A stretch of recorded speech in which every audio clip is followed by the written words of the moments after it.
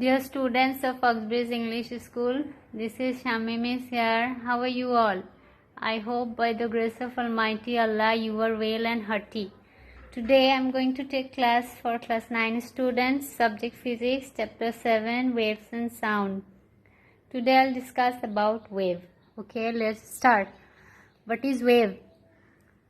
I have written here 3 points. First one, wave is a disturbance from equilibrium position which travels. Second one, particles do not travel, particles oscillate or vibrate.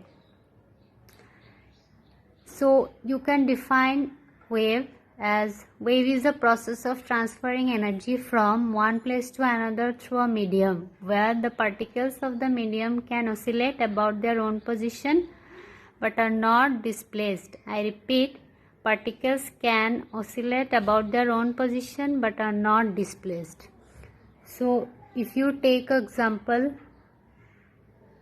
on this particle, if you see the particle is going up and comes back again to its own position, and this particle is stimulating another particle and it is also going up and comes back to its another position, and this particle is stimulating another particle. This is also going up and comes back to its own position. That means all the particles are oscillating or vibrating in their own position but are not displaced. This is the way of propagating the wave. There are different types of wave such as sound waves, light waves, heat waves, etc. To have a clear concept about wave, you need to learn some definitions.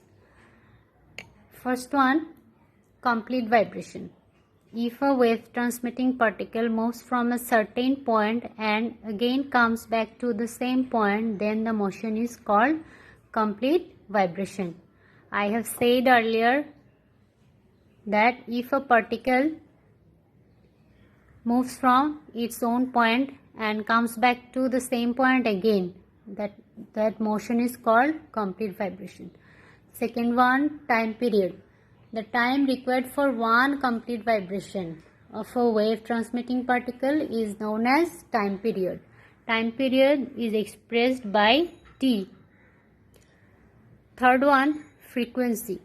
The number of complete vibrations per second is called frequency, and frequency is expressed by F. We have equation for frequency, F equal to 1 by T. And the unit of frequency is hertz. Then next one is amplitude. The maximum displacement of a wave transmitting particle from the position of equilibrium is known as amplitude.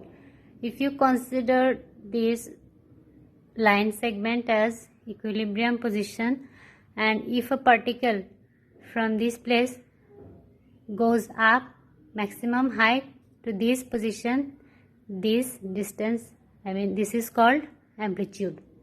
Then phase.